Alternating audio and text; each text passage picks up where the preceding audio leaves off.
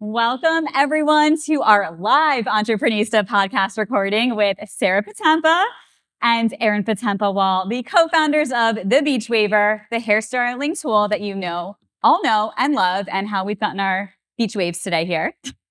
Love the Beachwaver. It's my go-to every single day. So we had Sarah on our podcast. It was almost 5 years ago now when we recorded in person in New York City. We've now since been recording virtually ever since 2020, but we were in person. We actually met in real life. And here we are again. But we are going to go deep into talking about marketing and social media and how to actually sell on social media, because these two are like master geniuses when it comes to really turning your fans and your social media following and your audience into actual money in your pocket so people buy your products.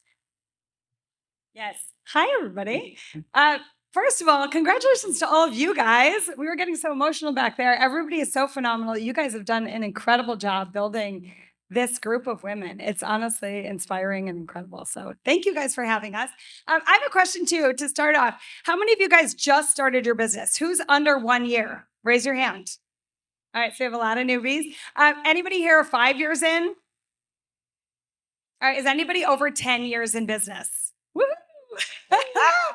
Congratulations to all of you guys. So the Beachwaver, we started 14 years ago. I sketched out the idea. We launched on QVC on January 21st of 2012.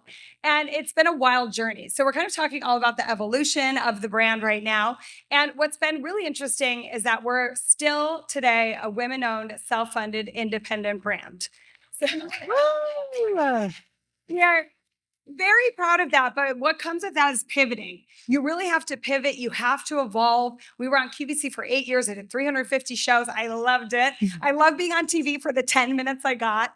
The 24-hour show I did. It was so exciting. It was so cool. But I had no idea who I was talking to. I was like, okay, there's millions of people have us on their TV. We're there. We're talking to you. I get 10 minutes. And now with social media, you have a platform. I go live multiple times a week for over 8 hours a day. I was going to say, I watched Sarah live on TikTok 3 days ago, and I'm like, how in the world do you stay live for that many hours? It was the most unbelievable thing I've ever seen. Have you guys ever watched like this TikTok shopping? Yes. Sarah is a star. You have to watch it. Thank you. And I love it because I love the community. It finally feels like I get a reaction directly from my customer. So on Tuesday, we got 25 million likes on the show. We had a couple 100,000 people join, and they all shopped. Yes. Because I have the opportunity to educate on the passion of my products. Why did I make this hairspray? Why did I develop this cream? What is Hi-X? What is the ingredient in the product? And they listen and they enjoy it. So every Friday, I'll do an education show. And then every Tuesday, I do a packing show. So they know when to join for what purpose. So that's really how we've evolved as a brand, is we've really found our customer. And we found an opportunity to tell them our story. And we started out of our apartments, right? Just like a lot of people did. And we found an opportunity to get hundreds of thousands of people to watch our show, almost as good as a QVC. We try to compare the numbers of okay, what's the dollars per minute on QVC versus the dollars per hour on TikTok? But you can get there. You really can, but it's commitment, consistency, and community, right? It's getting that community who cares. I really, really wanted to bring them live for this because they've come to everything. They were at Stagecoach with us last weekend. They were at Coachella. They come to everything. We're everything we do, we bring them on the live. But we have to curate the live to selling while we're there. So the most difficult thing with that is it has to be a dedicated show. I have to have them. I'm talking to them. They are the most important people in the room for us. So that's really how we've evolved kind of as a brand to get where we are today. I want to learn more about that. Okay, so you're live for 8 hours at a time. Walk us through the run of show. What are you doing for the first hour, the second hour? How do you take a bathroom break? Do you eat lunch during it? Well, and interesting news, and I know Erin was going to talk about this a little bit. Yes, on the packing show, I have a co-host. Want to tell them who it is? So Sarah's co-host on the Packing Show is my husband, Tom, who for as long as we have known each other, always said I would never be on social media, never had a Facebook page, never had anything. And now he is a huge TikTok star. Everybody loves him. He's got a TikTok page with followers that he's very proud of. He is a star. He comes on for 10 minutes. He'll sell 1,000 mousses. I'm not joking, you guys. He comes on, he puts the mousse in his hair, and then everyone's like, oh, I have a teenage son. Maybe he needs that curly mousse. Oh, wait, it's wild. And they started to appreciate him because when I was on a billboard in Times Square, I made a video like, I'm in a billboard. And then Tom was packing orders in the warehouse. Then I was in Bora Bora with Tarte, and I was like, I'm on a boat. And then it was Tom was packing orders. So the entire community was like, we see you, Tom. Thank you. You're packing my order. Thank you. So there's some kind of like relatability of being live on TikTok and having some of your community. And it may be, Tom, who never was going to be on camera, but they appreciate that he's there making the boxes for the Pretty Pastel collection, right? Someone has to do it. And then within our warehouse, our distribution center, we have had an entire team of people that have signed releases. Do you want to be on camera? Do not, right? So there's one guy, Chris, that each week is like, 15 million's your goal today. He stopped me in the parking lot and said, that's your goal. And I was like, oh, you want to be a TikTok star too, don't you? So it's all about like giving them who's really working in the warehouse, who's really behind the scenes. So yes, I start the show on Fridays with a full education. So that is, what's today's packing item? Where do they need to shop it? What's the deal? I pin it in the shop. They go and shop it immediately because they know that's how they have the opportunity to be packed on Tuesday.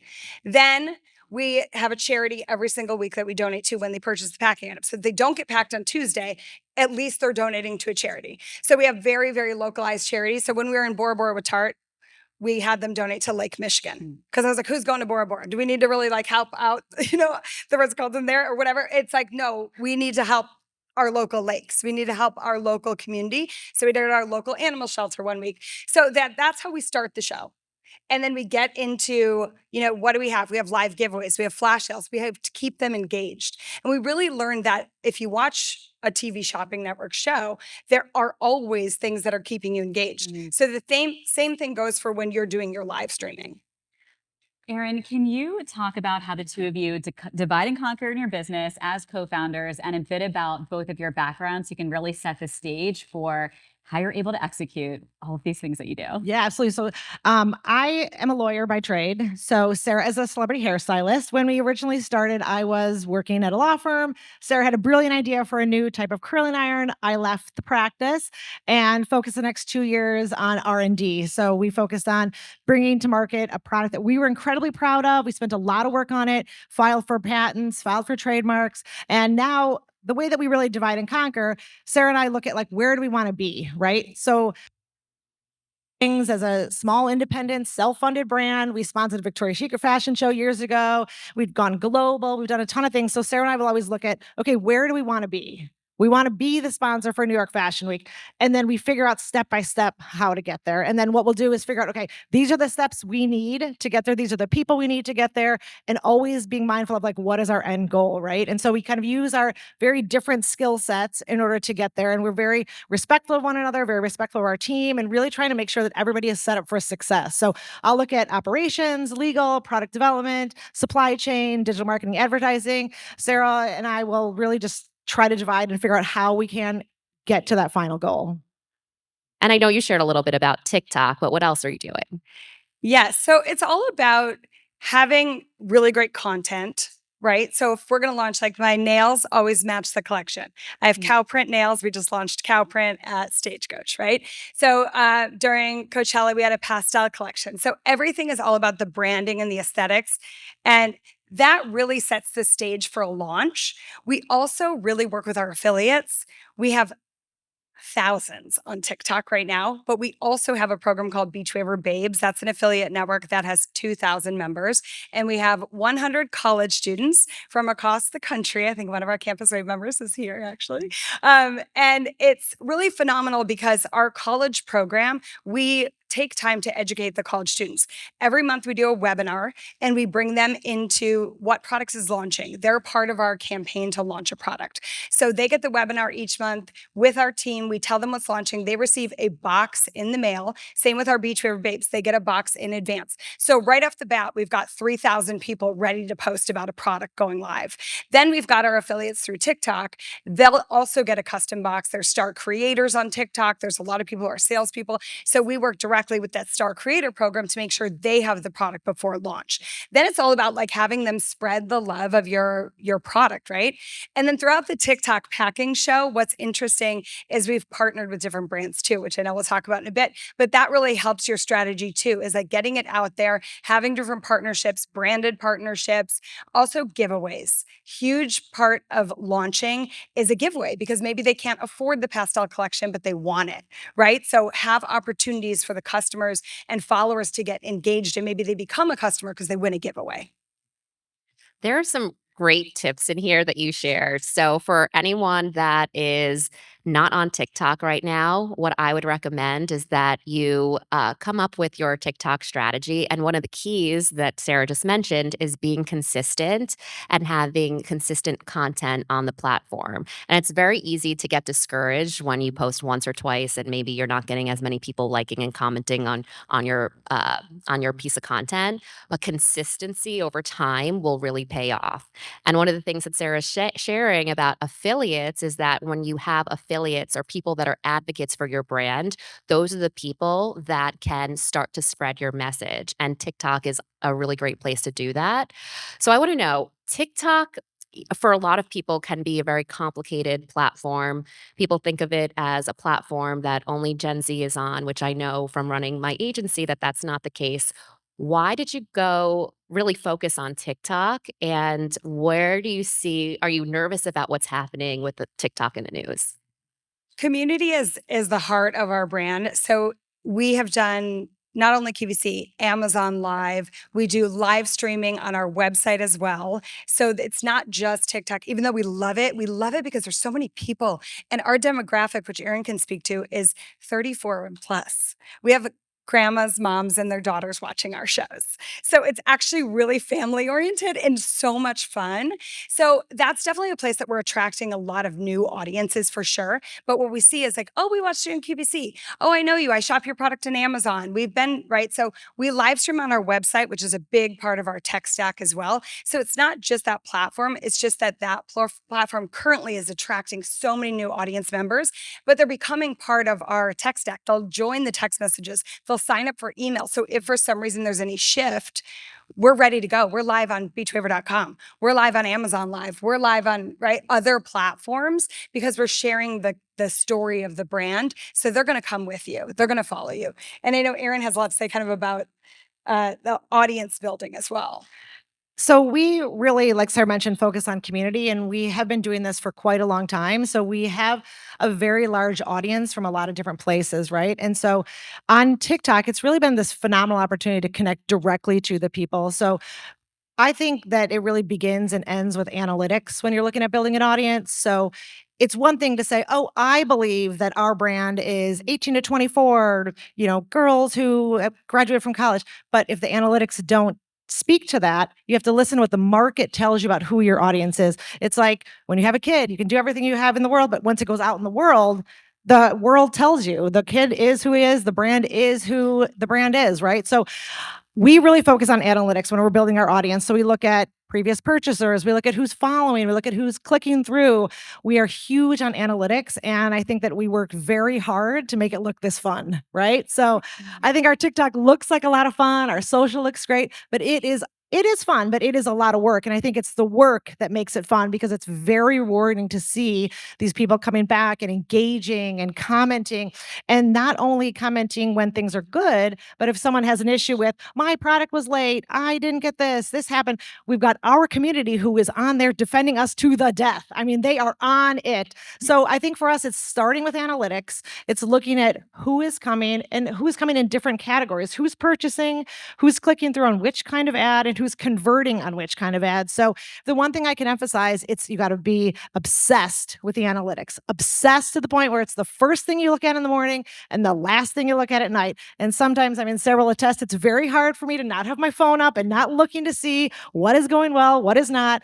But I think that is how you build an audience, is you listen to the audience and you continually give them both education, what we talked about, and entertainment. So I think that's where we've been successful. We're educating with the education show, we're showing the product, showing us how to use it, and then we're entertaining with our pack-in show and our trending audio and all the fun things that we're doing with activations. So I think it's finding that right balance and listening to your audience.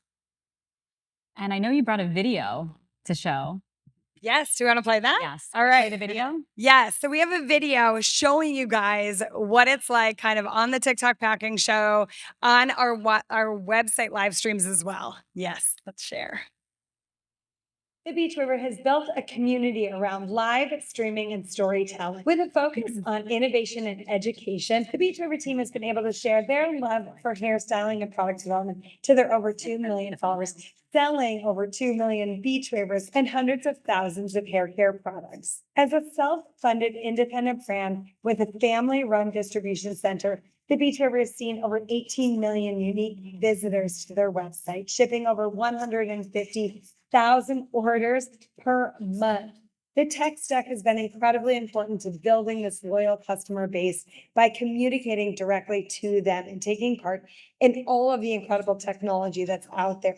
The Beachwaver has grown their email list to 1.3 million and 700,000 in their text fam, providing them live streaming not only on social media, but also directly on their website. The brand is loved by celebrities Camila Cabello, Lea Michele, and Reese Witherspoon. The Beachwaver is focused on innovation with 12 patents, 21 trademarks, and 7 patents pending. The Beachwaver hair products and tools are the official products backstage New York Fashion Week, Miami Swim Week, and LA Fashion Week. Also styling hair at multiple festivals and at the cutting edge of social and digital technology.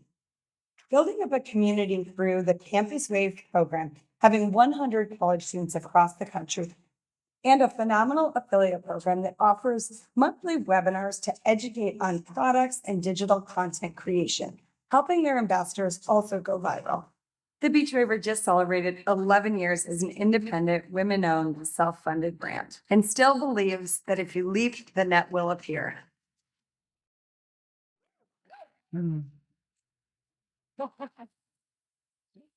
So with all of those numbers and all that excitement, I know we started very small. We didn't always have this audience. We definitely didn't. When we went over to TikTok and started live streaming more often is when we started to actually see a response. It felt like 8-9 years. We were like, does anybody ever see our videos? Does anyone ever comment on my stuff? Like, what is going on? Why? We work so hard. We edit new stuff every day. And then until we started to commit to the audience and give them more of our attention and our time and listen to them is when it really shifted. So we want you guys to pull out your phones and go to TikTok. There's the QR code here. I just posted a TikTok like 20 minutes ago. And this TikTok is for you guys. So the TikTok says calling all founders.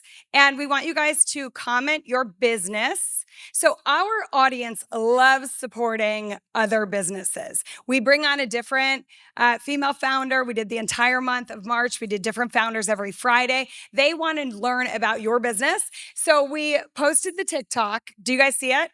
It says calling all founders. It might take a minute. Comment your business and how they can support you. So if you want to say, you know, where can they shop? If anyone's on TikTok shop, that's amazing. If not, comment your website. Where can they go find you? It'll also be a giveaway. So Entreprenista will be selecting one of the comments randomly to win a Beachwaver. So go comment. Go comment. Go leave a comment. Promote your business. And then when I'm live, I'm going to explain to them everything that happened because they want to hear how this went. And then also, if you guys stop by the booth, we have one of our phenomenal hairdressers, Sonia, is here. She actually does runway shows with us. So if you have an opportunity to stop by there, we're also going to be doing a giveaway there where you can win the entire collection. So we want to share with you guys, but we really would love for you guys to take a minute, comment your business, tell our followers who you are, what you guys offer, so they can find you too. Amazing. Everyone definitely get on that and get on their TikTok account and share a little bit about your business. Erin, I have a question for you. You have an audience of millions of people, which is absolutely incredible. When you're launching a new product, how do you know how many products to order? How do you do that? How do you approach forecasting?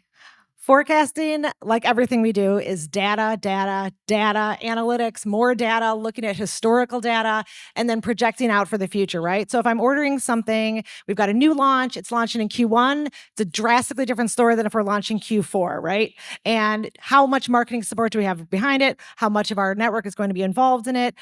Is this a new product? Has this been a tested product? Is it a new colorway? So again, if you take anything from me, take analytics, look at the data, look at the numbers, and then look again. And then that's how we forecast.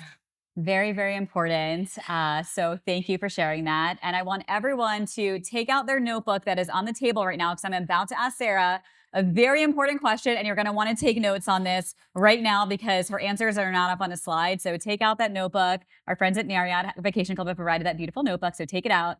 All right, Sarah, you ready? Yes. Tell us your marketing tech stack. All right. So a tech stack, if you don't have it, is all of the software that leads up to the full circle communication. That is super important to us because you might have a customer that sees an ad. You might have a customer that comes to a TikTok show, but then they leave and maybe they forget about you, right? So you have to start obviously with your website. So obviously we use Shopify Plus. So anyone here, obviously you're building your website, right? But then do you have Attentive? Do you have Klaviyo? Do you have a way to get them in text messages? Do you have a way to get them in email, right? That's also not enough. You need to develop a program around that. Do you have a way to get ads out to get them in your text fam, right? We call it the text fam and we love it, but we've connected our text fam also to TikTok. So let's say you're watching my TikTok show, and yes, maybe there's shifts in the future, right? You want to make sure they're not just watching a TikTok show. Are you in the text fam, right? Are you in this community? And then are you segmenting out things within Attentive SMS or whatever SMS program you're doing to make sure they know they're part of the TikTok fam, or they're part of the text fam, or they're part of your app fam, right? So we're using TapCart for apps. So really making sure you're connecting. Well, how do we connect the dots? How do we finish this, right? If you're on our website, are you able to watch my live stream, right? So we have a live stream software that we're using directly on the website, but within there's analytics as well. So you just need to keep it going. You need to make sure you draw a circle and you're like, how are they entering into the circle? And then are they falling off, or are they like continuing all the way around? And then how do you get them to finally be in the community? When you have them in the community, then you're not losing them. They're like inside the circle, and they get so excited. I mean, the fact that we have people on our live stream like, oh my God, I just got the text. Emily's live on the website. Oh, Sarah's live over here. It's like they're super, super excited to be in the community, but it's not. I remember years ago, my friend who, I went to NYU, and a friend who was studying marketing said to me, oh, they have to see your brand 6 times before they do anything. And now it's like 10, 15, 20, right? So you have to really think about like, okay, how are they entering? When did they first hear about you? And even if you think everybody has heard about you, they really haven't. You know what I mean? Like it's so just important that you communicate not once, not twice, but like every opportunity you have to connect them back, right? And if you're on Instagram and you're making stories, are you linking them back to the text fam? Are you asking them to join your text fam? Are you asking them to join the TikTok lives? It's like every platform has to support the platform, right? And then even on a live stream, you can't just go live. Like you can't just turn it on and be like, I'm live. Where is everybody? There's actually a full strategy that has to happen before you go live. You have to be posting videos to tell them to register for the live very far in advance, right? Like so, and if you're live 5 times a week, you need 5 to 6 videos to support each one of them. And you need stories to support each one of them. And then you have to remind them a minute or two before in an Instagram story and a TikTok story. So you just need to make sure that your full circle of communication is like completely, the whole tech stack is there. And you're not going to lose them, and you're going to bring them into the circle with you. This is such valuable advice. Basically, if you think that you spoke to your audience once or twice and they probably understood or saw that post, it's probably not true. So don't be shy. Post a lot on all of your social media channels, because that's always an opportunity to reach someone that didn't see the previous post or reach a new person. And I just love everything that you've shared. And this is what I've basically spent the last 12 years of my life doing is educating brands and marketers on all of these different tactics. Erin, I have another data question for you. So, All day. I know the importance of testing and learning and building an audience over time. Really, it takes time and it takes testing out different tactics. You talked a lot about what worked, but can you share one or two examples of things that you tried that just didn't hit the mark? Yeah, absolutely.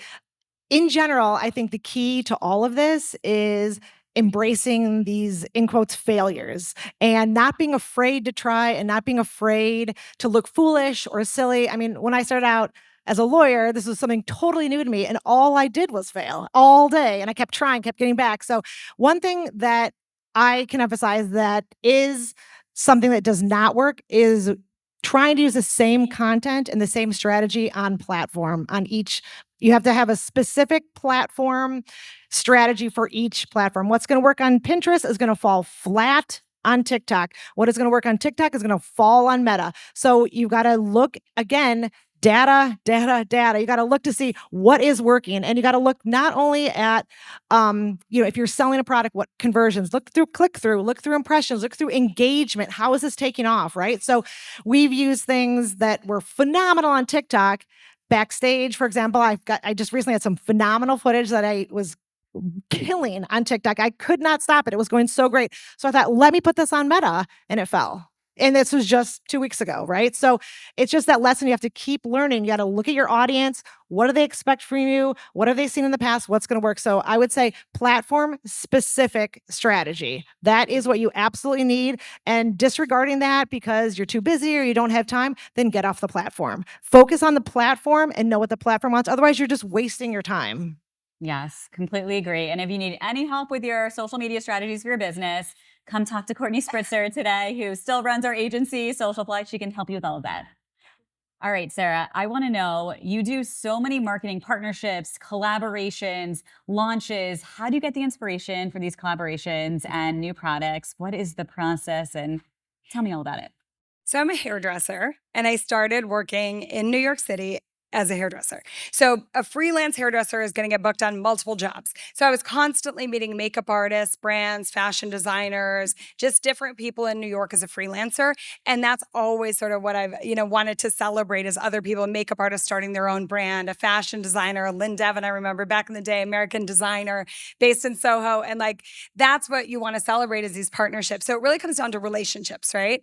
So for us, it's always been a big part of it. I mean, 10 years ago, I went on the Tripping with Tarte. If you guys know those. I went on one of them with my sister, our other sister, Emily, and it was a mom's trip. And so I met all these influencers and their moms, and I was like, this is really fun. So it's always been about that. And so finding ways now, what's been really interesting is I went on the Tripping with Tarte. I've done we did 2 Coachellas in a row with Tarte.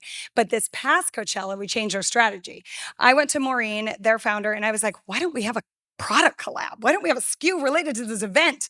We're just sitting here doing everyone's hair and posting to social, but there's like shop. What's happening? So we started to do very specific SKUs that took a couple years ago. We did a small business box for the holidays, and I took some of the community members in the Beachwaver Babes that had a small makeup brand, a small clothing brand, and we made it into a box. So this past Coachella, Coachella was our 3rd one with Tarte this year. So Bora Bora, we launched a makeup palette with the new Beachwaver. And it went crazy because everyone's like, makeup, I love makeup. And you're on the Beachwaver page. This is crazy. So it really comes down to the relationships. You guys right here could make so many collabs, so many brand collabs. Find somebody who's different, unique. We've obviously there's a lot of founders. You're going to hear from Michelle later today, right? So Michelle, we partnered with her original brand Lively. And then when she started Gorgie, I did the best TikTok show with Gorgie. We tested all of her drinks live on TikTok. And everyone was like, oh my God, what does that one taste like? Wait, what is that? So it was so fun to do it. And then I did the packing show, and then we talked all about her brand.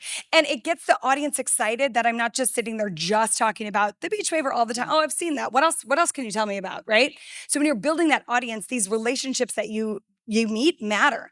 I met a model backstage New York Fashion Week named Iskra who started Saltaire, and she's phenomenal. She's size inclusive, an incredible model. And I was like, I'm doing her hair for her runway show, and she's like, oh, I have a brand too. I'm a founder. And I'm like, let's partner. So I did a Friday show with her where I did the demo of the soap, and it sold out in like 3 hours. I was like, people were so excited about hearing about other brands. So partnerships are just relationships taken onto social media, right? And sharing. And then people are like, oh, cool. You know that lady that founded Lively? That's so cool. Where's right? Michelle? She's Yeah, here. I know where are she's you? here. She's not here. She's amazing. Yeah. Woo-woo.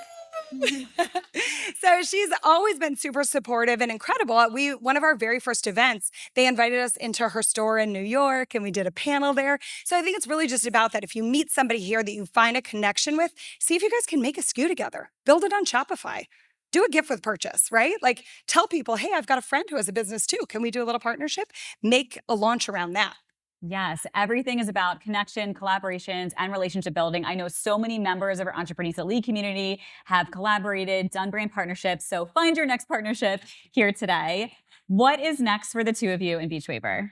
Next for us, we always say global domination. So that's what we always say. Yes. I sense it. I sense it. We're going to take over the world.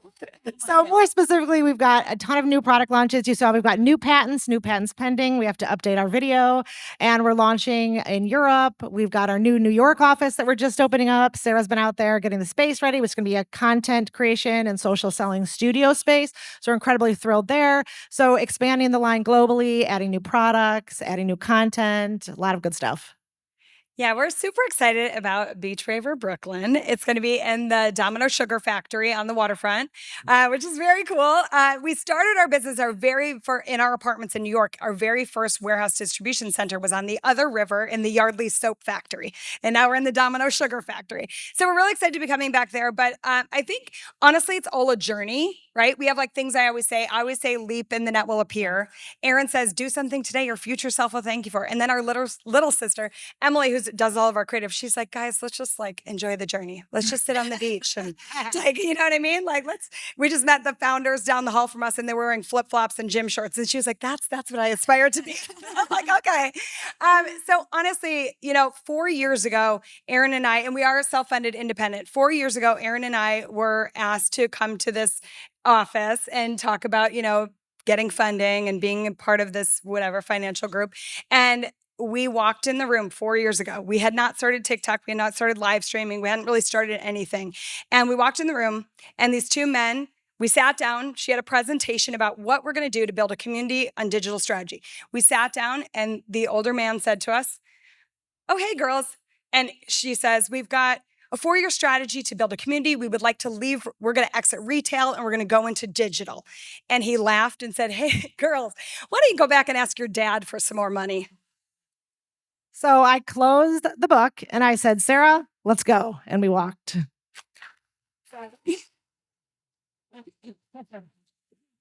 It was wild. And it's inspiring, right? To be told, you can't do that. What are you thinking? And now on Black Friday, we had 45 million likes on our TikTok show. Like to email it. But honestly, it's just about the journey. Somebody tells you, no way. Yeah, good luck. Or I don't even want to hear your idea. And then you could easily walk out and see, oh, is he right? Is this a bad idea? Maybe we should just do what's just average and just keep going. But no, I mean, the goal is just to like always reinvent, always think of new ideas, and trust yourself. If somebody out there says, there's no way, you're like, but I know my brand. I know my community. I know what I want in my community. And even at the time, we didn't have the audience. I was like, but I know they're there. I know they're out there. And I would randomly meet them. Like when I met you and you're like, I love the Beachwaver. I use it every day. I'm like, I know they're out there. You just have to find them. Bring right? everyone together. Bring them together. And that's like what you guys are doing here. So, I mean, I think that's the future goal, right? Is you just keep it going, enjoy the moment, but like trust yourself. Yeah, trust yourself, trust the journey. We could sit here and talk to you for the next 6 hours, but we have more incredible programming to get to. So we're going to close this how we always close our show. I'm Stephanie. And I'm Courtney. And this is the best business meeting we've ever had. Thank you for joining us. Okay.